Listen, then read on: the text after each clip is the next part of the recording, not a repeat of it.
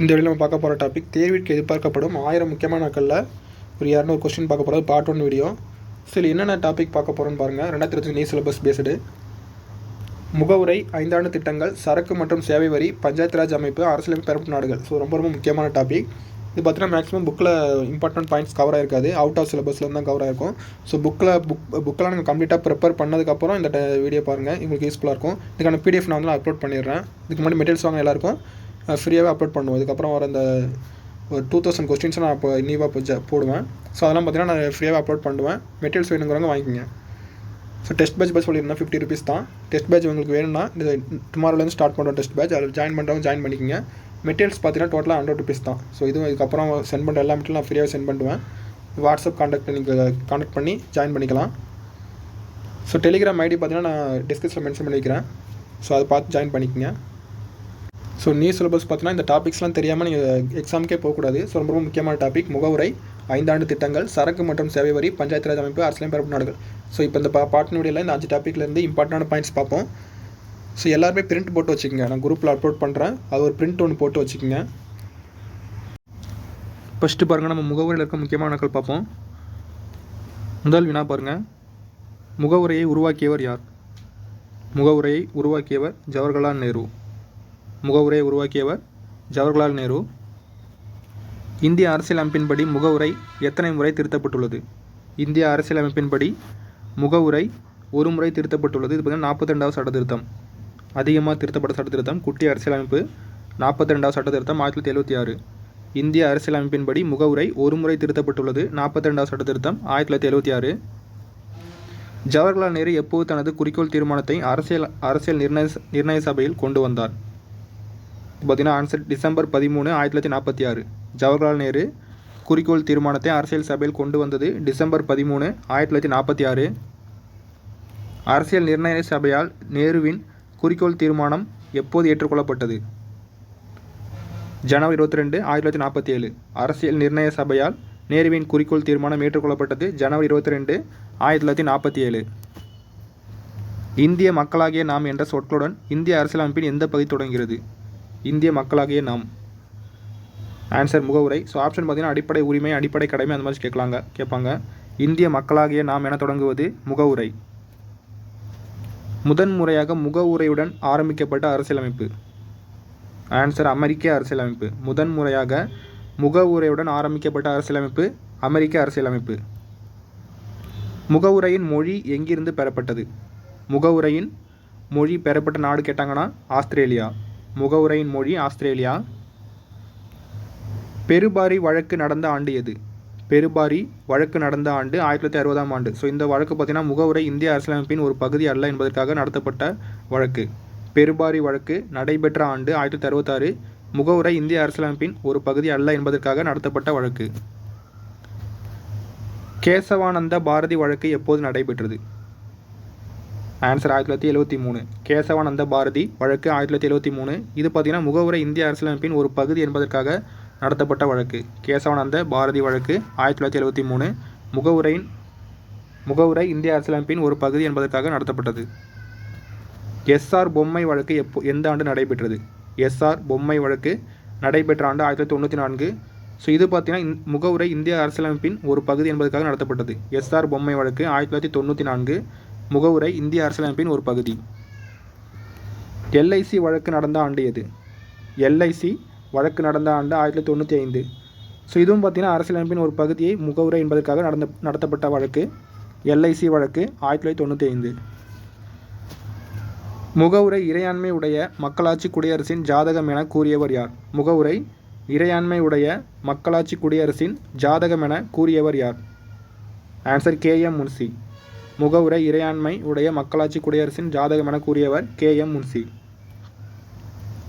இந்திய அரசியலமைப்பு எங்கள் நீண்ட நாள் கனவு ஆசை என கூறியவர்? இந்திய அரசியலமைப்பு எங்கள் நீண்ட நாள் கனவு ஆசை என கூறியவர் அல்லாடி கிருஷ்ணசாமி ஐயர். முகவுரை இந்திய அரசியலமைப்பின் திறவுகோல் என்று அழைத்தவர்? முகவுரை இந்திய அரசியலமைப்பின் திறவுகோல் என்று அழைத்தவர் எர்னஸ்ட் பர்கர். முகவுரை இந்திய அரசியலமைப்பின் திறவுகோல் என்று அழைத்தவர் எர்னஸ்ட் பர்க்னர். முகவுரை இந்திய அரசியலமைப்பின் அடையாள அட்டை என்று அழைத்தவர்? முகவுரை இந்திய அரசியலமைப்பின் அடையாள அட்டை என அழைத்தவர். Answer N.A. பால்கிவாலா. முகவுரை இந்திய அரசியலமைப்பின் அடையாள அட்டை என அழைத்தவர் N.A. பால்கிவாலா. முகவுரை இந்திய அரசியலமைப்பின் ஒரு ஊன்றுகோல் ஆன்மா அணிகலன் என்று அழைத்தவர்.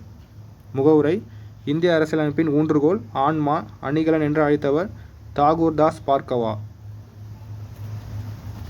இந்திய அரசியலமைப்பு அமெரிக்க முகவுரையை விட மேலானது, அரசியலமைப்பு சட்டத்தின் உயிர் மூச்சாகும் என கூறியவர்.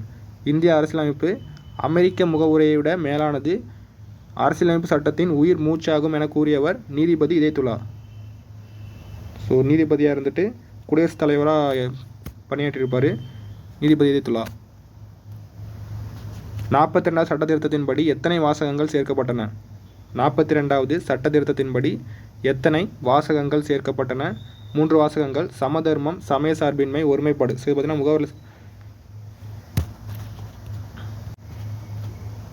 முகவரியில் ஆட் பண்ணியிருப்பாங்க. 42வது சட்ட திருத்தத்தின்படி எத்தனை வாசகங்கள் சேர்க்கப்பட்டன? 3. சமதர்மம், சமய சார்பின்மை, ஒருமைப்பாடு. பிரெஞ்சு புரட்சி நடந்த ஆண்டு எது? பிரெஞ்சு புரட்சி நடந்த ஆண்டு ஆன்சர் 1789ஆம் ஆண்டு. ஸோ இது பார்த்தீங்கன்னா 1791ஆம் ஆண்டு பிரான்ஸ் அரசை மதசார்பற்ற அரசாக மாற்றியது.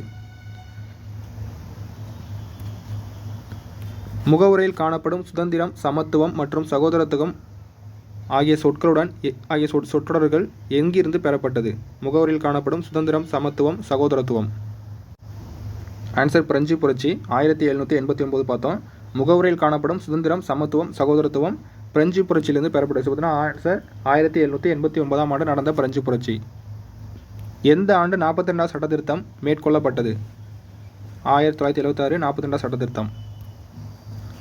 அரசியலமைப்பு சட்டம் ஏற்றுக்கொள்ளப்பட்ட நாள் எது? அரசியலமைப்பு சட்டம் ஏற்றுக்கொள்ளப்பட்ட நாள் ஆன்சர் நவம்பர் 26 1949. அரசியலமைப்பு சட்டம் ஏற்றுக்கொள்ளப்பட்ட நாள் நவம்பர் 26 1949. நடைமுறைப்படுத்தப்பட்டதான் ஜனவரி 26 1950 வரும். இந்தியா சமதர்மம் என்பது எதை சார்ந்தது? இந்தியா சமதர்மம் என்பது எதை சார்ந்தது? ஆன்சர் மார்க்சியம் மற்றும் காந்தியம். இந்தியா சமதர்மம் என்பது மார்க்சியம் மற்றும் காந்தியத்தை சார்ந்தது. முகவரியில் இடம்பெற்றுள்ள சொற்கள் வரிசை பார்த்தா எக்ஸாம் நிறைய டைம் கேட்பாங்க, ஒரு ஆர்டராக கேட்பாங்க. பசுமை இறையாண்மை, சமதர்மம், சமய சார்பின்மை, மக்களாட்சி, குடியரசு. முகவரியில் இடம்பெற்றுள்ள சொற்றொடர்கள் இறையாண்மை, சமதர்மம், சமய சார்பின்மை அல்லது மதச்சார்பின்மை, மக்களாட்சி, குடியரசு. இந்திய தேசிய காங்கிரஸ் எந்த ஆண்டு மதச்சார்பின்மை அறிமுகப்படுத்தியது? இந்திய தேசிய காங்கிரஸ் தோற்றுவிக்க ஆண்டு பார்த்தீங்கன்னா 1885 வரும். ஸோ இது பார்த்தீங்கன்னா சமய சார்பின்மை பார்த்தீங்கன்னா 1888 அறிமுகப்படுத்தியிருக்கோம். முதலில் அரசாங்கத்தின் மூலம் மதச்சார்பின்மை கொள்கையை நடைமுறைப்படுத்தியவர் யார்? முதலில் அரசாங்கத்தின் மூலம் மதச்சார்பின்மை கொள்கையை நடைமுறைப்படுத்தியவர் ஆன்சர் மகாராஜா ரஞ்சித் சிங், பஞ்சாபை சேர்ந்தவர். முதலில் அரசாங்கத்தின் மூலம் சமய சார்பின்மையை நடைமுறைப்படுத்தியவர் மகாராஜா ரஞ்சித் சிங், பஞ்சாபை சேர்ந்தவர். அடுத்து பாருங்கள் 5 ஆண்டு திட்டங்கள். ஸோ ஆண்டுகள் பார்த்துருவோம், அதுக்கப்புறம் இம்பார்ட்டன்ட் பாயிண்ட்ஸ் பார்ப்போம். முதல் 5 ஆண்டு திட்டம் 1951 to 1956 வரை. 2வது 5 ஆண்டு திட்டம் 1956 to 1961 வரை. 3வது 5 ஆண்டு திட்டம் 1961 to 66 வரை. 4வது 5 ஆண்டு திட்டம் 1969 to 1974 வரை. 5வது 5 ஆண்டு திட்டம் 1974 to 79 வரை. 6வது 5 ஆண்டு திட்டம் 1980 to 85. 7வது 5 ஆண்டு திட்டம் 85 to 90 வரை. 8வது 5 ஆண்டு திட்டம் 1992 to 97 வரை. 9வது 5 ஆண்டு திட்டம் 97 to 2002 வரை. 10வது 5 ஆண்டு திட்டம் 2002 to 2007. 11வது 5 ஆண்டு திட்டம் 2007 to 2012. 12வது 5 ஆண்டு திட்டம் 2012 to 2017. இதுக்கு பாயிண்ட்ஸ் பார்ப்போம். 5 ஆண்டு திட்டங்கள் வாயிலாக பொருளாதார திட்டமிடலை மேற்கொள்ளும் முறை எந்த நாட்டிலிருந்து தருவிக்கப்பட்டது? 5 ஆண்டு திட்டங்கள் மூலம் பொருளாதார திட்டமிடலை மேற்கொள்ளும் முறை எந்த நாட்டிலிருந்து தருவிக்கப்பட்டது? ரஷ்யா. இதுவரை இந்தியா எத்தனை 5 ஆண்டு திட்டங்களை செயல்படுத்தியுள்ளது? இதுவரை இந்தியா எத்தனை 5 ஆண்டு திட்டங்களை செயல்படுத்தியுள்ளது? 12 5 ஆண்டு திட்டங்கள். 12ஆம் அல்லது இறுதியான 5 ஆண்டு திட்ட காலம் என்ன? 12ஆம் அல்லது இறுதியான 5 ஆண்டு திட்ட காலம் 2012 to 2017 வரை. சுழல் திட்ட காலம் என்ன? சுழல் திட்ட காலம் ஆன்சர் 1978 to 79 வரை. சுழல் திட்ட காலம் 1978 to 79 வரை. ஆண்டு திட்டங்கள் எந்த ஆண்டு இடைவெளியில் நடத்தப்பட்டது? ஆண்டு திட்டங்கள் எந்த ஆண்டு இடைவெளியில் நடத்தப்பட்டது? 1990 டு 91, 1991 டு 92. ஆண்டு திட்டங்கள் 90 டு 91, 91 டு 92. முதல் ஐந்தாண்டு திட்டம் யாருடைய மாதிரியை அடிப்படையாக கொண்டது? முதல் ஐந்தாண்டு திட்டம் யாருடைய மாதிரியை அடிப்படையாக கொண்டது? ஆன்சர் அரே டாமர் மாதிரி. அரே டாமர் மாதிரி முதல் ஐந்தாண்டு திட்டம் மாதிரி. முதல் ஐந்தாண்டு திட்டத்தின் முதன்மை நோக்கம் என்ன? முதல் ஐந்தாண்டு திட்டத்தின் முதன்மை நோக்கம் ஆன்சர் நாட்டின் வேளாண்மை முன்னேற்றம். முதல் ஐந்தாண்டு திட்டத்தின் முதன்மை நோக்கம் நாட்டின் வேளாண்மை முன்னேற்றம். முதல் ஐந்தாண்டு திட்டத்தின் வளர்ச்சி சதவீதம். முதல் ஐந்தாண்டு திட்ட வளர்ச்சி சதவீதம் 3.6%. இரண்டாம் ஐந்தாண்டு திட்டம் யாரின் மாதிரியை அடிப்படையாக கொண்டது? இரண்டாம் ஐந்தாண்டு திட்டம் யாருடைய மாதிரி? மகளோனோபிஸ். முதல் ஐந்தாண்டு திட்டம் ஹாரே டாமர். இரண்டாவது ஐந்தாண்டு திட்டம் மகளோனோபிஸ். இரண்டாம் ஐந்தாண்டு திட்டத்தின் நோக்கம் என்ன? இரண்டாம் ஐந்தாண்டு திட்டத்தின் நோக்கம் நாட்டின் தொழில் முன்னேற்றம். முதல் ஐந்தாண்டு திட்டம் பார்த்திங்கன்னா நாட்டின் வேளாண்மை. இரண்டாம் ஐந்தாண்டு திட்டம் தொழில் முன்னேற்றம். இரண்டாம் ஐந்தாண்டு திட்டத்தின் வளர்ச்சி சதவீதம். இரண்டாம் ஐந்தாண்டு திட்டத்தின் வளர்ச்சி சதவீதம் 4.1. முதல் ஐந்தாண்டு திட்டம் 3.6, இரண்டாம் ஐந்தாண்டு திட்டம் 4.1. மூன்றாவது ஐந்தாண்டு திட்டத்தின் மற்றொரு பெயர் என்ன? மூன்றாம் ஐந்தாண்டு திட்டத்தின் மற்றொரு பெயர் ஆன்சர் காட்கீல் திட்டம். மூன்றாம் ஐந்தாண்டு திட்டத்தின் மற்றொரு பெயர் காட்கீல் திட்டம். மூன்றாம் ஐந்தாண்டு திட்டத்தின் முதன்மை நோக்கம். மூன்றாம் ஐந்தாண்டு திட்டத்தின் முதன்மை நோக்கம் சுதந்திர பொருளாதாரம் மற்றும் சுய முன்னேற்ற நிலையை ஏற்படுத்துதல். மூன்றாம் ஐந்தாண்டு திட்டத்தில் வளர்ச்சி இலக்கை இதனால் அடைய இயலவில்லை. மூன்றாம் ஐந்தாண்டு திட்டத்தில் வளர்ச்சி இலக்கை அடையாத காரணம் சீனா இந்திய போர். திட்ட விடுமுறை காலம். ஸோ இது பார்த்திங்கன்னா 1966 டு 1969 வரை இந்தியா பாகிஸ்தான் போர். திட்ட விடுமுறை காலம் 1966 டு 69 வரை இந்தியா பாகிஸ்தான் போர் காரணமாக நடத்தப்பட்டது. நான்காம் ஐந்தாண்டு திட்டத்தின் இரண்டு முக்கிய நோக்கங்கள். நான்காம் ஐந்தாண்டு திட்டத்தின் இரண்டு முக்கிய நோக்கங்கள் நிலையான வளர்ச்சி மற்றும் தற்சார்பு நிலையை அடைதல். ஐந்தாம் ஐந்தாண்டு திட்டத்தில் எதற்கு முன்னுரிமை அளிக்கப்பட்டது?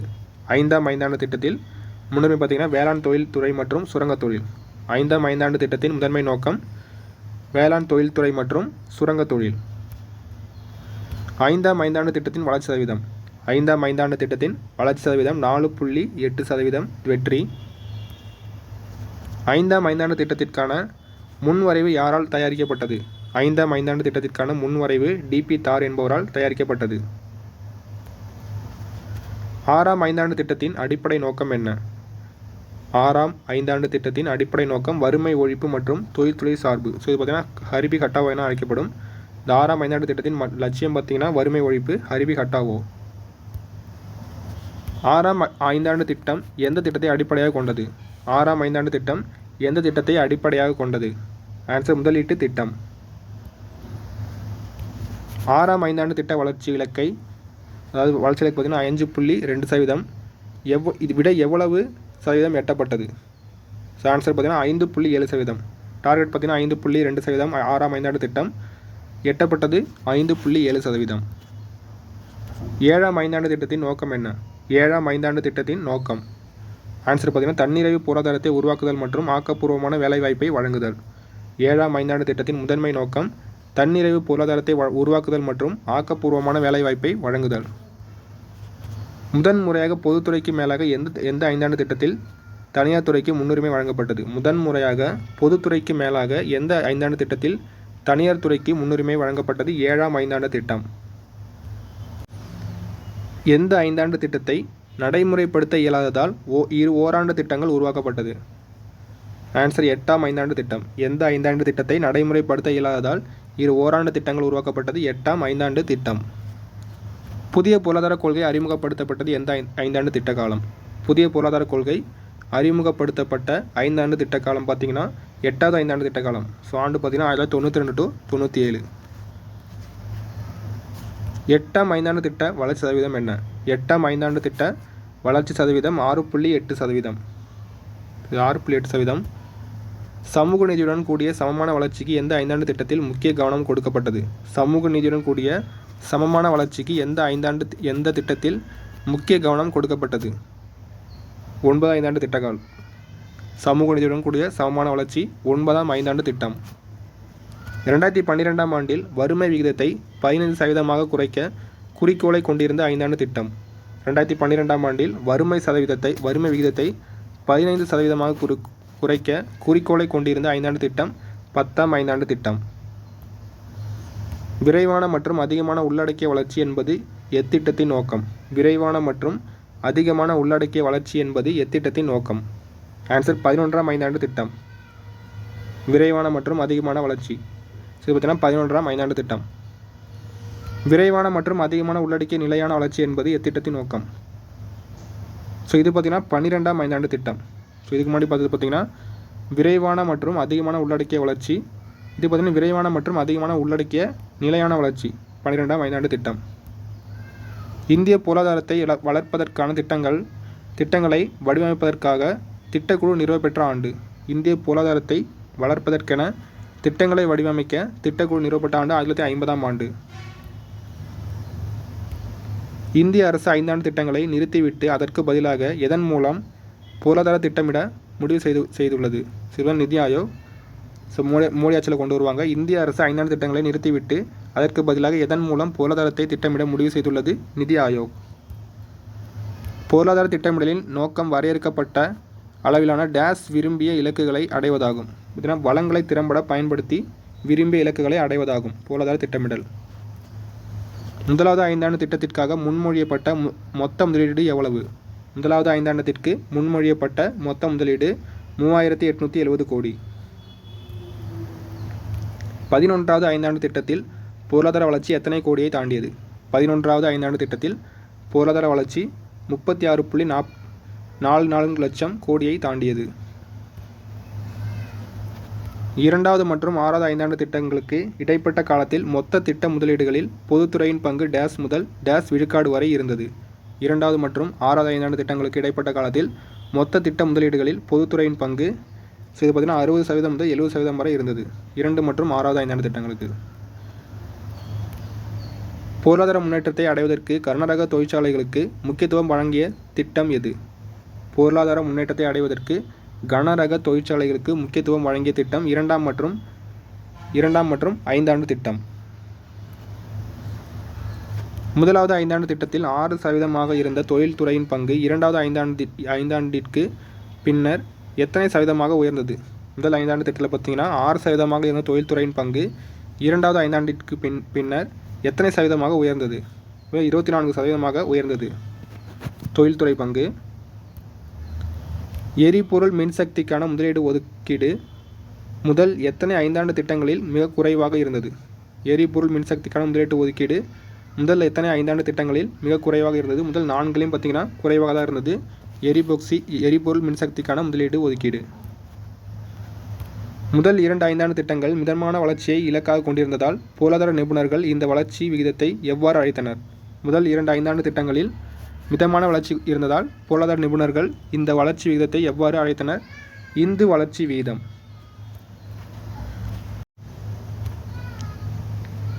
இந்திய பொருளாதாரம் தாராளமயமாக்கப்பட்ட திட்ட காலம் என்ன?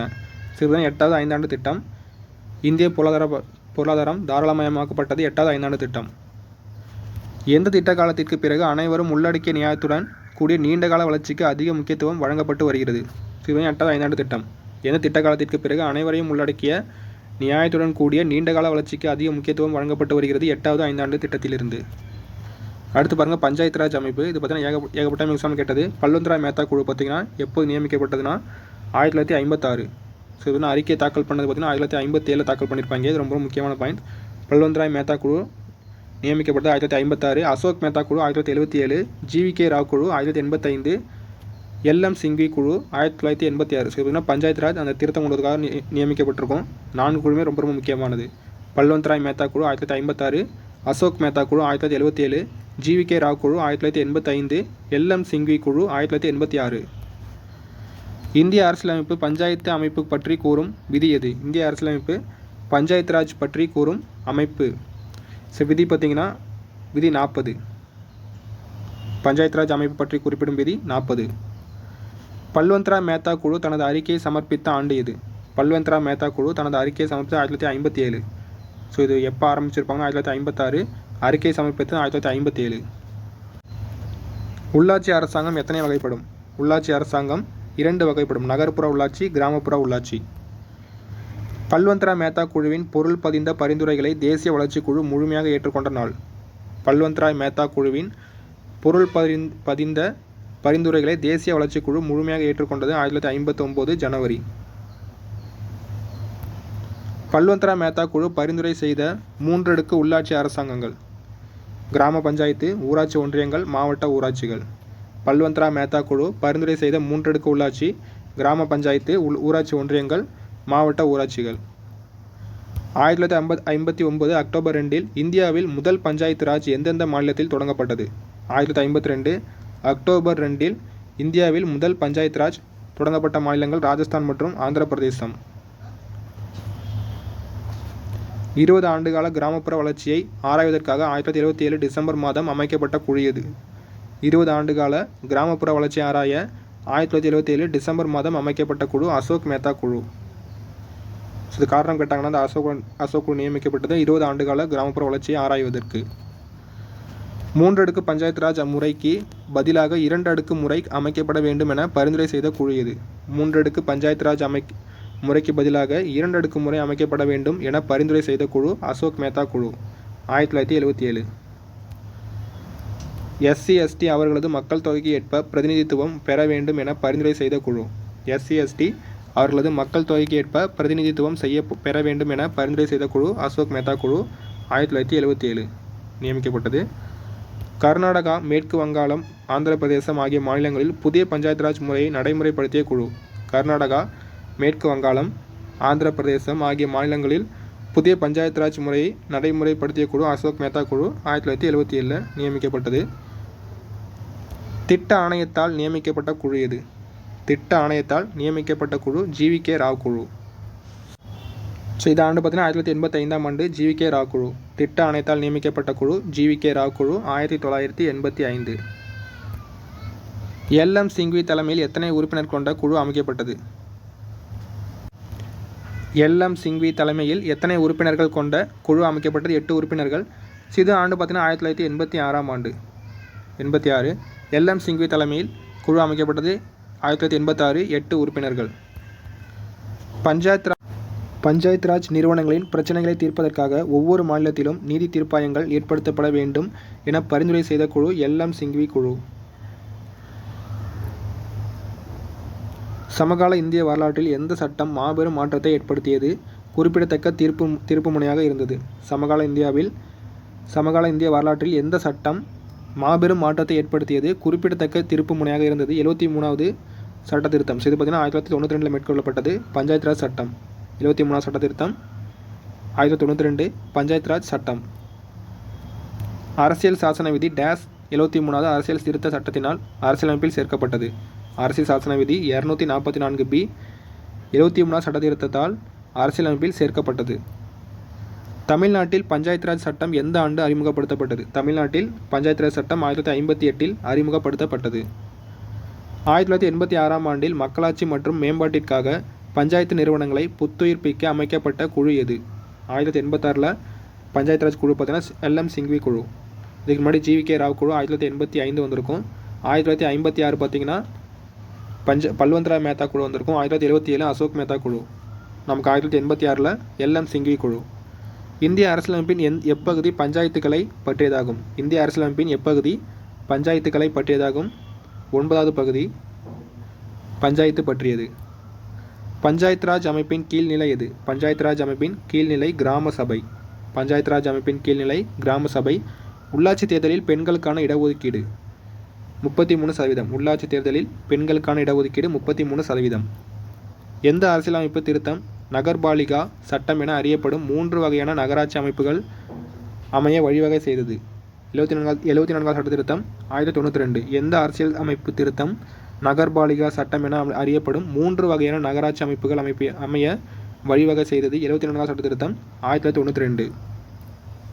தமிழ்நாட்டில் உள்ள ஊராட்சிகளின் எண்ணிக்கை. தமிழ்நாட்டில் உள்ள ஊராட்சிகளின் எண்ணிக்கை 12619. தமிழ்நாட்டில் உள்ள ஊராட்சிகள் எண்ணிக்கை 12619.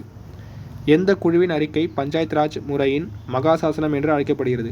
எந்த குழுவின் அறிக்கை பஞ்சாயத்து ராஜ் முறையின் மகா சாசனம் என்று அழைக்கப்படுகிறது பல்வந்த்ராய் மேத்தா குழு. ஸோ இது பார்த்தீங்கன்னா 1956 ஸ்டார்ட் பண்ணியிருப்பாங்க. 1957 பார்த்தீங்கன்னா அறிக்கை சமர்ப்பித்திருப்பாங்க. பல்வந்த்ராய் மேத்தா குழு, பஞ்சாயத்து ராஜ் முறையின் மகா சாசனம். மாநகராட்சியின் அரசியல் ரீதியான தலைவர் யார்? மாநகராட்சியின் அரசியல் ரீதியான தலைவர் மேயர். 73ஆம் சட்ட திருத்தத்தின்படி மக்கள் தொகையின் அடிப்படையில் எந்த அளவிற்கு கீழ் உள்ள ஒரு மாநிலம் இடைநிலை அமைப்பில் உண்டாக்க முடியாது? 73ஆம் சட்ட திருத்தத்தின்படி மக்கள் தொகையில் அடிப்படையில் எந்த அளவிற்கு கீழ் உள்ள ஒரு மாநிலம் இடைநிலை அதாவது பஞ்சாயத்து அமைப்பில் உண்டாக்க முடியாது? 20 லட்சத்திற்கும் குறைவாக உள்ள மாநிலம். நகராட்சிகள் 1993 74ஆம் அரசியல் சட்ட திருத்தப்படி டேஸ் இனங்களை நடைமுறைப்படுத்தப்பட வேண்டும். ஸோ 74ஆம் சட்ட திருத்தப்படி பார்த்தீங்கன்னா 18 இனங்களை நடைமுறைப்படுத்தப்பட வேண்டும். நகராட்சிகள் 1993 74ஆம் அரசியல் அமைப்பு சட்ட திருத்தப்படி 18 இனங்களை நடைமுறைப்படுத்த வேண்டும். சாதாரணமாக ஒரு மாநகராட்சி மக்கள் தொகை பார்த்தீங்கன்னா 10 லட்சம். இந்திய அரசியலமைப்பின் 243C விதி வலியுறுத்துவது எது? இந்திய அரசியலமைப்பின் 243C விதி வலியுறுத்துவது பஞ்சாயத்து ராஜ் அமைப்பு. இந்தியாவில் முதன்முதலாக எங்கு மாநகராட்சி கொண்டு வரப்பட்டது? இந்தியாவில் முதன்முதலாக மாநகராட்சி கொண்டு வரப்பட்டது சென்னை 1688. பஞ்சாயத்துகளுக்கு அரசியலமைப்பு அடிப்படையிலான நிலையினை வழங்குமாறு பரிந்துரைத்த குழு எது? பஞ்சாயத்துகளுக்கு அரசியலமைப்பு அடிப்படையிலான நிலையினை வழங்குமாறு பரிந்துரைத்த குழு எல்எம் சிங்வி குழு. எல்எம் சிங்வி குழு பார்த்தோம் 1986. பஞ்சாயத்துகளுக்கு அரசியலமைப்பு அடிப்படையிலான நிலையினை வழங்குமாறு பரிந்துரைத்த குழு எல்எம் சிங்வி குழு 1986. நகராட்சிகளுக்கு தனியொரு நிதி ஆணையம் உருவாக்குவது பற்றி எந்த பகுதியில் குறிப்பிடப்பட்டுள்ளது? நகராட்சிகளுக்கு தனியொரு நிதி ஆணையம். ஸோ இது பகுதி பார்த்தீங்கன்னா 9A. நகராட்சிகளுக்கு தனியொரு நிதி ஆணையம் 9A பகுதி குறிப்பிடுகிறது. 73-74 திருத்த சட்டம் எந்த ஆண்டு நடைமுறைக்கு வந்தது? 73-74 திருத்த சட்டம் நடைமுறைக்கு வந்தது பார்த்தீங்கன்னா 1993 ஏப்ரல் 24. ஸோ நடைமுறைக்கு வந்து இந்த நாள் பார்த்தீங்கன்னா தேசிய பஞ்சாயத்து தினமாக கொண்டாடப்படுது. 73-74 திருத்த சட்டம் நடைமுறைக்கு வந்தது 1993 ஏப்ரல் 24. ஸோ இந்த டேட் பார்த்தீங்கன்னா தேசிய பஞ்சாயத்து ராஜ் தினம். தேசிய பஞ்சாயத்து ராஜ் தினம் ஏப்ரல் 24. 74ஆம் சட்ட திருத்தமும் இந்திய அரசியலமைப்பில் எந்தெந்த பகுதிகளை இணைத்தது? 73 மற்றும் 74ஆம் திருத்த சட்டம் அரசியலமைப்பில் இணைத்த பகுதிகள் பார்த்தீங்கன்னா 9 மற்றும் 9A. குடிமக்களின் சமூக பொருளாதார அரசியல் நடவடிக்கைகளுக்கான அடிப்படை அமைப்பாக பஞ்சாயத்துகள் இருக்கும்படி ஒரு திட்ட வரைபடத்தை தயாரித்தவர்?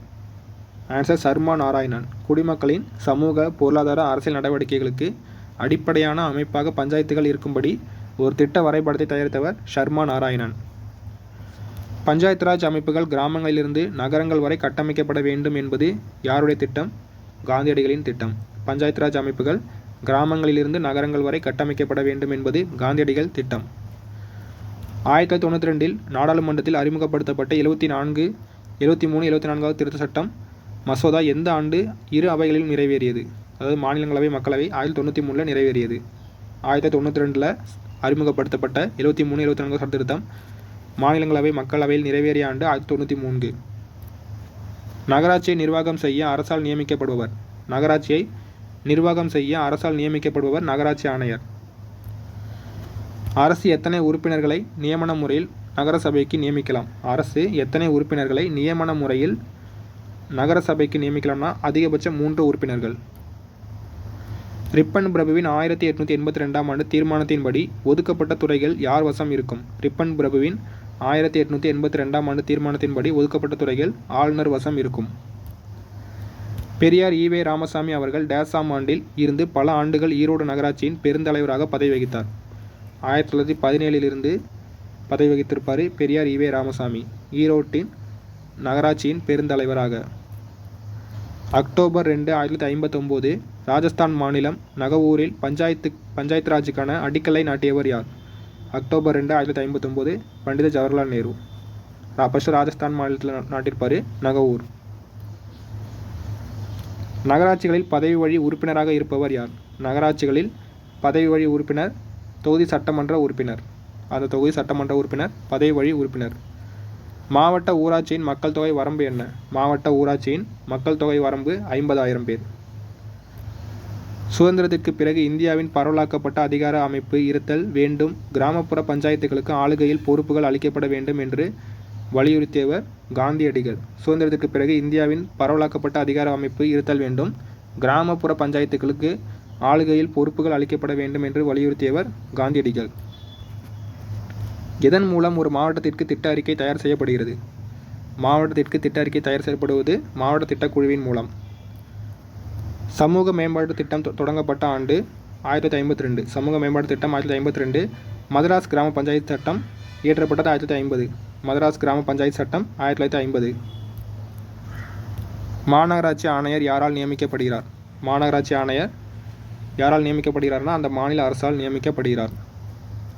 உள்ளாட்சி தேர்தலை நடத்துவது யார்? உள்ளாட்சி தேர்தலை நடத்துவது மாநில தேர்தல் ஆணையம். கிராம ஊராட்சியின் ஆய்வாளராக செயல்படுபவர் யார்? கிராம ஊராட்சியின் ஆய்வாளராக செயல்படுபவர் மாவட்ட ஆட்சியர். நகராட்சி வார்டுகளில் பட்டியல் இனத்தவர் மற்றும் பழங்குடியினருக்கு தனி தொகுதிகள் எவ்வாறு ஒதுக்கப்படுகின்றன? நகராட்சி வார்டுகளில் பட்டியல் இனத்தவர் மற்றும் பழங்குடியினருக்கு தனி தொகுதிகள் எவ்வாறு ஒதுக்கப்படுகின்றன? மக்கள் தொகை விகிதாச்சார அடிப்படையில் ஒதுக்கப்படுகின்றன. நகராட்சி வார்டுகளில் பட்டியல் இனத்தவருக்கு மற்றும் பழங்குடியினத்தவருக்கு தனி தொகுதிகள் மக்கள் தொகை விகிதாச்சார அடிப்படை. பேரூராட்சியின் தலைவர் எவ்வாறு தேர்ந்தெடுக்கப்படுகிறார்? பேரூராட்சியின் தலைவர் மறைமுக பேரூராட்சி உறுப்பினர்களால் தேர்ந்தெடுக்கப்படுகிறார். பேரூராட்சியின் தலைவர். ஒரு கிராம பஞ்சாயத்தின் வாக்காளர்களை கொண்ட அமைப்பு டேஸ் என்று அழைக்கப்படுகிறது. ஒரு கிராம பஞ்சாயத்தின் வாக்காளர்களை கொண்ட அமைப்பு கிராம சபை என அழைக்கப்படுகிறது. அடுத்து பாருங்கள், இந்திய அரசியலமைப்பு பெறப்பட்ட நாடுகள். ஒற்றை குடியுரிமை. ஒற்றை குடியுரிமை பார்த்திங்கன்னா இங்கிலாந்திலிருந்து பெறப்பட்டது. ஸோ அமெரிக்காவில் பார்த்திங்கன்னா இரட்டை குடியுரிமை இருக்கும். ஒற்றை குடியுரிமை இங்கேருந்து பெறப்பட்டது இங்கிலாந்து. ஸோ இங்கிலாந்தில் தான் பார்த்திங்கன்னா ஒரு 64% அரசியலமைப்பு நம்ம எடுத்திருப்போம். ஒரு 60% எடுத்திருப்போம். சட்டம் இயற்றும் முறை எந்த அரசியலமைப்பிலிருந்து எடுக்கப்பட்டது? சட்டம் இயற்றும் முறையும் பார்த்திங்கன்னா இங்கிலாந்திலிருந்து. சட்டம் இயற்றும் முறை ஒற்றை குடியுரிமை. அதே மாதிரி அமைச்சரவை அது மற்றும் அதன் தலைவர் பிரதமராக செயல்படுவது. ஸோ இங்கிலாந்தில் பார்த்திங்கன்னா பிரதமர் இருப்பார். இங்கிலாந்தில் எடுக்கப்பட்டது பிரதமர் முறை. நாடாளுமன்ற முறை அரசாங்கம் எங்கேருந்து எடுக்கப்பட்டது? நாடாளுமன்ற முறையும் பார்த்திங்கன்னா இங்கிலாந்தில் எடுக்கப்பட்டது. கூட்டு பொறுப்பு முறை எந்த அரசியலமைப்பிலிருந்து எடுக்கப்பட்டது? கூட்டு பொறுப்பு முறையும் இங்கிலாந்திலிருந்து எடுக்கப்பட்டது. குடியரசுத் தலைவர் பதவி. ஸோ இது பார்த்திங்கன்னா அமெரிக்காவில் தான் குடியரசுத் தலைவர் பதவி எடுக்கப்பட்டது. துணை குடியரசுத் தலைவர் பதவியும் அங்கே தான் எடுக்கப்பட்டது. குடியரசுத் தலைவர் நிர்வாகத்துறை தலைவராக செயல்படுதல். குடியரசுத் தலைவர் நிர்வாகத்துறை தலைவராக செயல்படுதல் பார்த்திங்கன்னா அமெரிக்க அரசியலமைப்பில் எடுக்கப்பட்டது. குடியரசுத் தலைவர் முப்படை. ஸோ குடியரசுத் தலைவர் வந்தாலே அமெரிக்கா ஞாபகம் வச்சுங்க. சுதந்திரமான நீதித்துறை எங்கேருந்து எடுக்கப்பட்டது? சுதந்திரமான நீதித்துறையும் அமெரிக்கா. அடிப்படை உரிமைகள் அமெரிக்கா. ஸோ அடிப்படை கடமை கேட்டாங்கன்னா நமக்கு சோவியத் யூனியன் வரும், ரஷ்யா. அடிப்படை உரிமைகள் நீதித்துறை. ஸோ இது பார்த்திங்கன்னா அமெரிக்கா. அரசியலமைப்பு முகவுரை. ஸோ இதுவும் பார்த்திங்கன்னா அமெரிக்கா. ஸோ முன்னாடி நம்ம அரசியலமைப்பு முகவுரை ஸ்டார்டிங்லேயே பார்த்துருந்தோம். முகவுரையிலேயே ஃபஸ்ட்டு முகவுரை கொண்டு வந்தது அமெரிக்கா தான். அதுக்கப்புறம் நம்ம கொண்டு வந்திருப்போம். ஸோ அரசியலமைப்பு முகவுரை அமெரிக்கா. நீதி மறு ஆய்வு நீதி புனராய்வு எந்த அரசியலமைப்பிலிருந்து பெறப்பட்டது? நீதி மறு ஆய்வு. நீதினு வந்துட்டாலே அமெரிக்கா ஞாபகம் வச்சுங்க. நீதி அடிப்படை உரிமை அமெரிக்கா. நீதித்துறை வந்தாலும் அமெரிக்கா. நீதி மறு ஆய்வு வந்தாலும் நீதி புனராய்வு வந்தாலும் அமெரிக்கா. உச்சநீதிமன்றம் உயர்நீதிமன்றம் நீதிபதிகள் நியமனம் மற்றும் பதவி நீக்கம். ஸோ இது பார்த்திங்கன்னா அமெரிக்கா. உச்சநீதிமன்றம் வந்துட்டாலே அமெரிக்கா ஞாபகம் வச்சுங்க. கூட்டாட்சி தத்துவம் எங்கேருந்து எடுக்கப்பட்டது? கூட்டாட்சி. ஸோ இந்த கூட்டு பொறுப்பு பார்த்திங்கன்னா இங்கிலாந்து. கூட்டாட்சி தத்துவம் பார்த்திங்கன்னா கனடா. வலிமையான மத்திய அரசு என்ற கோட்பாடு எந்த நாட்டு அரசியலமைப்பிலிருந்து பெறப்பட்டது? வலிமையான மத்திய அரசு. பார்த்திங்கன்னா ஆன்சர் கனடா. வலிமையான மத்திய அரசு கனடா. மத்திய மாநில அரசுகளுக்கு இடையேயான அதிகார பகிர்வு எஞ்சிய அதிகாரம் மத்திய அரசிடம் உள்ளது என எந்த நாட்டு அரசியலமைப்பு சட்டத்திலிருந்து பெறப்பட்டது? மத்திய மாநில அரசுன்னு வந்தாலே கனடா ஞாபகம் வச்சுங்க. மத்திய அரசிடம் உள்ளது. மெயின் பவர் பார்த்திங்கன்னா மத்திய அரசிடம் உள்ளது. இந்த பாயிண்ட் கேட்டாலே கனடா. அரசு நெறிமுறை கோட்பாடு. ஸோ இது பார்த்திங்கன்னா அயர்லாந்து. நிறைய டைம் கேட்டிருக்காங்க எக்ஸாமில். அரசு நெறிமுறை கோட்பாடு அயர்லாந்து. குடியரசுத் தலைவர் தேர்தல் முறை எந்த நாட்டு அரசியலமைப்பில் எடுக்கப்பட்டது? ஸோ குடியரசுத் தலைவர் பார்த்திங்கன்னா நமக்கு அமெரிக்கா தான் வரும். ஆனால் இந்த தேர்தல் முறை மட்டும் பார்த்திங்கன்னா அயர்லாந்து ஞாபகம் வச்சுங்க. குடியரசுத் தலைவர் தேர்தல் முறை அயர்லாந்து. மாநிலங்களவைக்கு குடியரசுத் தலைவரால் நியமிக்கப்படும் உறுப்பினர்கள் முறை. ஸோ இதுவும் பார்த்திங்கன்னா அயர்லாந்து. ஸோ இந்த குடியரசுத் தலைவர் தேர்தல்னு கேட்டாங்களே அயர்லாந்து ஞாபகம் வச்சுங்க. நெருக்கடி காலநிலை மற்றும் இதனால் அடிப்படை உரிமைகள் மீது ஏற்படும் தாக்கம் எந்த அரசியலமைப்பு சட்டத்திலிருந்து பெறப்பட்டது? நெருக்கடி முறை வந்தாலே ஜெர்மனி. நெருக்கடி வந்தாலே ஜெர்மனி ஞாபகம் வச்சுங்க. பொதுப்பட்டியல் எந்த நாட்டு அரசியலமைப்பிலிருந்து எடுக்க பெறப்பட்டது? பொதுப்பட்டியல் பார்த்திங்கன்னா ஆஸ்திரேலியா. மத்திய பட்டியல் மாநில பட்டியல் இந்திய அரசு சட்டம் டேசாம் ஆண்டு சட்டத்திலிருந்து பெறப்பட்டது? ஸோ இது பார்த்திங்கன்னா 1935 ஆண்டு சட்ட திருத்தத்திலிருந்து பெறப்பட்டது? சட்டத்திலிருந்து பெறப்பட்டது. 1935ஆம் ஆண்டு சட்டம். மத்திய பட்டியல், மாநில பட்டியல். அடிப்படை கடமைகள் எந்த நாட்டு அரசியலமைப்பிலிருந்து பெறப்பட்டது? ஸோ அடிப்படை உரிமைகள் நமக்கு அமெரிக்கா, அடிப்படை கடமைகள் கேட்டாங்கன்னா ரஷ்யா. அடிப்படை கடமைகள் 1976ஆம் ஆண்டு டேஸாவது சட்ட திருத்தத்தின்படி அரசியலமைப்பில் சேர்க்கப்பட்டது. இதுவும் பார்த்தீங்கன்னா அந்த குட்டி அரசியலமைப்பில் தான் வரும். 1976 42 சட்ட திருத்தம். அரசியலமைப்பு சட்ட திருத்த முறை எந்த அரசியலமைப்பிலிருந்து பெறப்பட்டது? அரசியலமைப்பு ஸோ இந்த நெருக்கடி முறை கேட்டாங்கன்னா ஜெர்மனி. அதே மாதிரி அரசியலமைப்பு சட்ட திருத்த முறை தென்னாப்பிரிக்கா. குடியரசு அரசாங்கம் எந்த அரசியலமைப்பிலிருந்து பெறப்பட்டது? குடியரசு அரசாங்கம் பிரான்ஸ். ஸோ குடியரசுத் தலைவர் பற்றி கேட்டாங்கன்னா அமெரிக்கா வரும். குடியரசுத் தலைவர் தேர்தல் பற்றி கேட்டாங்கன்னா குடியரசுத் தலைவர் தேர்தல் கேட்டாங்கன்னா நமக்கு அயர்லாந்து வரும். அதுவே குடியரசு அரசாங்கம் கேட்டாங்கன்னா நமக்கு பிரான்ஸ் வரும். ஸோ ஞாபகம் வச்சுங்க. அவசரநிலை பிரகடனம் எங்கேருந்து எடுக்கப்பட்டது? அவசரநிலை பிரகடனம் ஸோ அது நெருக்கடி காலமாக இருந்தாலே ஜெர்மனி. ராஜ்யசபா நியமன உறுப்பினர்கள் எந்த அரசியலமைப்பிலிருந்து எடுக்கப்பட்டது? ராஜ்யசபா நியமன உறுப்பினர் பார்த்தீங்கன்னா அயர்லாந்து. ஸோ அயர்லாந்துக்கே 2 இருக்குது. குடியரசுத் தலைவர் தேர்தல் அயர்லாந்து, ராஜ்யசபா நியமன உறுப்பினர்கள் அயர்லாந்து. ராஜ்யசபா தேர்ந்தெடுக்கப்பட்ட உறுப்பினர்கள் எந்த நாட்டு அரசியலமைப்பிலிருந்து பெறப்பட்டது? ராஜ்யசபா தேர்ந்தெடுக்கப்பட்ட உறுப்பினர்கள் ஸோ இது பார்த்தீங்கன்னா தென்னாப்பிரிக்கா. பாராளுமன்ற கூட்டு கூட்டம் அதிகாரம் எங்கிருந்து பெறப்பட்டது? பாராளுமன்ற கூட்டு கூட்டம். Answer Australia. அடுத்து பாருங்கள் சரக்கு மற்றும் சேவை வரி. ஜிஎஸ்டி என்பது பார்த்தீங்கன்னா ஒரு மறைமுக வரி. ஜிஎஸ்டி என்பது ஒரு மறைமுக வரி. ஜிஎஸ்டியின் விரிவாக்கம் பார்த்தீங்கன்னா குட்ஸ் அண்ட் சர்வீஸ் டேக்ஸ். ஜிஎஸ்டியின் விரிவாக்கம் குட்ஸ் அண்ட் சர்வீஸ் டேக்ஸ். இது ஒரு மறைமுக வரி. எந்த அரசியலமைப்பு சட்ட திருத்த மசோதா ஜிஎஸ்டி மூலம் அறிமுகப்படுத்தப்பட்டது? எந்த அரசியலமைப்பு சட்ட திருத்த மசோதா? ஸோ 122 சட்ட திருத்த மசோதா தான் ஜிஎஸ்டி மூலம் அறிமுகப்படுத்தப்பட்டது. ஜிஎஸ்டி அமைப்பின் தலைவர் மற்றும் உறுப்பினர்கள் ஸோ இது பார்த்தீங்கன்னா மத்திய நிதி அமைச்சர் தலைவர். அனைத்து மாநில முதல்வர்கள் மற்றும் யூனியன் பிரதேச முதல்வர்கள் ஸோ இவங்க தான் பார்த்தீங்கன்னா ஜிஎஸ்டி அமைப்பின் உறுப்பினர்கள். தலைவர் வந்து மத்திய நிதி அமைச்சர். ஸோ இப்போ பார்த்தீங்கன்னா நிர்மலா சீதாராமன் வருவாங்க. ஜிஎஸ்டி தேசம் முழுவதும் அமலுக்கு வந்த நாள் மற்றும் ஆண்டு. ஜிஎஸ்டி தேசம் முழுவதும் அமலுக்கு வந்த நாள் பார்த்தீங்கன்னா ஜூலை 1, 2017ஆம் ஆண்டு. எந்த விதத்தில் வரி விதிக்கப்படுகிறது? ஜிஎஸ்டி விதம் பார்த்தீங்கன்னா மொத்தம் 5 இருக்கும். 0%, 5%, 12%, 18%, 28%. அதிகபட்சம் கேட்டாங்கன்னா 28%. ஜிஎஸ்டி யாரின் ஆட்சியில் மாநில அளவில் அமல்படுத்த முடிவு செய்யப்பட்டது? ஜிஎஸ்டி யாருடைய ஆட்சியில் மாநில அளவில் அமல்படுத்த முடிவு செய்யப்பட்டதுன்னா வாஜ்பாய் ஆட்சி காலத்திலே முடிவு செய்திருப்பாங்க. மன்மோகன் சிங் ஆட்சியில் எந்த ஆண்டு மாநிலங்களில் மதிப்பு கூட்டு வரி அமலுக்கு வந்தது? மன்மோகன் சிங் ஆட்சியில் மதிப்பு கூட்டு வரி ஸோ இது பார்த்தீங்கன்னா 2005ஆம் ஆண்டு. இந்தியாவில் மறைமுக வரி ஆட்சி சீர்திருத்த செயல்முறை எந்த ஆண்டு யாரின் ஆட்சியில் அறிமுகம் செய்யப்பட்ட மாற்றப்பட்ட மதிப்பு கூட்டு வரி மூலம் தொடங்கியது? இந்தியாவில் மறைமுக வரி ஸோ இது பார்த்தீங்கன்னா 1986 விபி சிங். இரட்டை ஜிஎஸ்டி மாதிரியை பின்பற்றும் நாடு எது? இரட்டை ஜிஎஸ்டி மாதிரியை பின்பற்றும் நாடு இந்தியா. ஸோ இது பார்த்தீங்கன்னா மாநிலங்களுக்கு ஒன்று இருக்கும், சென்ட்ரலுக்கு ஒன்று இருக்கும். ஒரே மாநிலத்திற்குள் நடைபெறும் பரிவர்த்தனைகள் அனைத்துக்கும் ஒன்றிய அரசாலும் மாநில அரசாலும் விதிக்கப்படும் வரிகள். ஸோ இது பார்த்திங்கன்னா central goods service and tax, state goods and goods service tax. So பார்த்திங்கன்னா 2 இருக்கும். சென்ட்ரலுக்கு ஒன்று, ஸ்டேட்டுக்கு ஒன்று இருக்கும். வெவ்வேறு மாநிலங்களுக்கு இடையே நடைபெறும் பரிவர்த்தனை மற்றும் சரக்கு அல்லது சேவை இறக்குமதிக்கு ஒன்றிய அரசால் விதிக்கப்படும் வரி. Integrated GST, IGST. வெவ்வேறு மாநிலங்களுக்கு இடையே நடைபெறும் பரிவர்த்தனை மற்றும் சரக்கு அல்லது சேவை ஒன்றிய அரசால் விதிக்கப்படுவது இன்டெகிரேட்டட் ஜிஎஸ்டி, ஐஜிஎஸ்டி. யூடிஜிஎஸ்டி என்பதன் விரிவாக்கம் யூனியன் டெரிட்டரி ஜிஎஸ்டி. யூடிஜிஎஸ்டி என்பதன் விரிவாக்கம் யூனியன் டெரிட்டரி ஜிஎஸ்டி. ஜிஎஸ்டி எதன் அடிப்படையிலான வரி? ஜிஎஸ்டி நுகர்வு அடிப்படையிலான வரி. ஜிஎஸ்டியிலிருந்து எதற்கு விலக்கு அளிக்கப்பட்டுள்ளது? ஸோ ஆன்சர் பார்த்தீங்கன்னா பத்திரங்கள் மற்றும் கொள்முதல் விற்பனை. ஜிஎஸ்டியிலிருந்து விலக்கு அளிக்கப்பட்டுள்ளது பத்திரங்கள் மற்றும் கொள்முதல் மற்றும் விற்பனை. முதலில் ஜிஎஸ்டி பயன்படுத்திய நாடு எது? முதலில் பயன்படுத்தும் பிரான்ஸ் 1954 பயன்படுத்தியிருப்பாங்க. முதலில் ஜிஎஸ்டி பயன்படுத்திய நாடு பிரான்ஸ் 1954. எத்தனை நாடுகளில் ஜிஎஸ்டி பயன்பாடு உள்ளது? மொத்தம் 160 நாடுகளில் ஜிஎஸ்டி பயன்பாடு உள்ளது. முதலில் ஜிஎஸ்டி அமல்படுத்திய இந்திய மாநிலம் ஸோ ரொம்ப முக்கியமானது அசாம் மாநிலம். முதலில் ஜிஎஸ்டி அமல்படுத்திய மாநிலம் அசாம். இந்திய மாநிலம் பார்த்திங்கன்னா அசாம். அதிக ஜிஎஸ்டி கொண்ட இந்திய மாநிலம் எது? அதிக ஜிஎஸ்டி கொண்ட இந்திய மாநிலம் மகாராஷ்டிரா. ஜிஎஸ்டி வரி விதிப்பு இந்த வரி பார்ப்போம். வீட்டு அத்தியாவசிய பொருட்கள் பார்த்திங்கன்னா 5%, கனிப்பொறி மற்றும் பதப்படுத்தப்பட்ட உணவு வகைகளுக்கு பார்த்திங்கன்னா 12%, மூலதன பொருட்கள் மற்றும் ஆலை இடைநிலை பொருட்களுக்கு பார்த்தீங்கன்னா 18%, ஆடம்பர பொருட்களுக்கு பார்த்தீங்கன்னா 28%. ஸோ இதில் தான் பார்த்தீங்கன்னா அந்த கோல்டுலாம் வரும். முக்கிய சட்டங்கள்.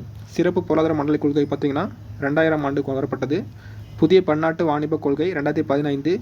பொருள் மற்றும் பணி வரி சட்டம், ஸோ இது பார்த்தீங்கன்னா 2017.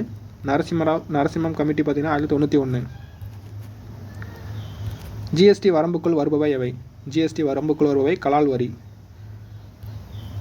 ஜூலை 1, 2017 ஜிஎஸ்டி அறிமுகப்படுத்தப்பட்ட போது முழங்கிய முழக்கம். ஸோ ரொம்ப முக்கியமான பாயிண்ட். ஜூலை 1, 2017 ஜிஎஸ்டி அறிமுகப்படுத்தப்பட்ட போது முழங்கிய முழக்கம் ஒரே நாடு ஒரே வரி ஒரே சந்தை. ஒரே நாடு ஒரே வரி ஒரே சந்தை. ஜூலை 1, 2017 ஜிஎஸ்டி அறிமுகப்படுத்தப்பட்ட போது முழங்கிய முழக்கம் ஒரே நாடு ஒரே வரி ஒரே சந்தை. ஜிஎஸ்டி மசோதா ஏற்றுக்கொள்ளப்பட்ட நாள் எது? ஜிஎஸ்டி மசோதா ஏற்றுக்கொள்ளப்பட்டது ஆகஸ்ட் 8, 2016. ஸோ நடைமுறைப்படுத்தப்பட்டதான் நமக்கு ஜூலை 1, 2017 வரும். மசோதா ஏற்றுக்கொள்ளப்பட்டது ஆகஸ்ட் 8, 2016. ஜிஎஸ்டி மசோதா ஜனாதிபதி ஒப்புதல் பெற்ற ஆண்டு. ஸோ இது பார்த்தீங்கன்னா செப்டம்பர் 8, 2016. ஸோ இது அங்கே மக்களவை மாநிலங்களை அங்கே ஏற்றுக்கொள்ளப்பட்டதான் ஆகஸ்ட் 8, 2016. இந்த ஜனாதிபதி குடியரசுத் தலைவரோட சைன் பெற்றது பார்த்தீங்கன்னா செப்டம்பர் 8, 2016. ஜிஎஸ்டி சட்டம் கொண்டு வரப்பட்ட நாள். ஜிஎஸ்டி சட்டம் கொண்டு வரப்பட்ட நாள் செப்டம்பர் 12, 2016. அடுத்து பாருங்கள் ஜிஎஸ்டி விதி. ஸோ இது பார்த்தீங்கன்னா 279A இருக்குது. ஜிஎஸ்டி பற்றிய விதி பார்த்தீங்கன்னா 279A. ஜிஎஸ்டி காரணமாக நீக்கப்பட்ட சரத்து 268A. ஜிஎஸ்டி விதி பார்த்தீங்கன்னா 279A. நீக்கப்பட்ட சரத்து 268A. ஜிஎஸ்டினால் சட்டத்திருத்தம் செய்யப்பட்ட அட்டவணை எது? ஜிஎஸ்டினால் சட்டத்திருத்தம் செய்யப்பட்ட அட்டவணை 6 மற்றும் 7வது அட்டவணை. ஜிஎஸ்டி சட்டம். ஸோ சட்டத்திருத்தம் பார்த்தீங்கன்னா 101வது சட்டத்திருத்தம் தான் ஜிஎஸ்டி சட்டம். ஜிஎஸ்டி ஏற்றுக்கொண்ட மாநிலங்கள் தரவரிசை. ஃபஸ்ட்டு பார்த்தீங்கன்னா அஸ்ஸாம், லாஸ்ட்டு பார்த்தீங்கன்னா ஜம்மு அண்ட் காஷ்மீர், செகண்டு பார்த்தீங்கன்னா பீகார். ஸோ இந்த ஃபஸ்ட் லாஸ்ட் என்ன வச்சுக்கோங்க, first Assam, last Jammu Kashmir, second Bihar, third பார்த்தீங்கன்னா ஜார்க்கண்ட், தமிழ்நாடு பார்த்தீங்கன்னா 28. ஜிஎஸ்டி மசோதா தொடர்பான குழு தலைவர் யார்? ஜிஎஸ்டி மசோதா தொடர்பான குழு தலைவர் அமித் மிர்சா.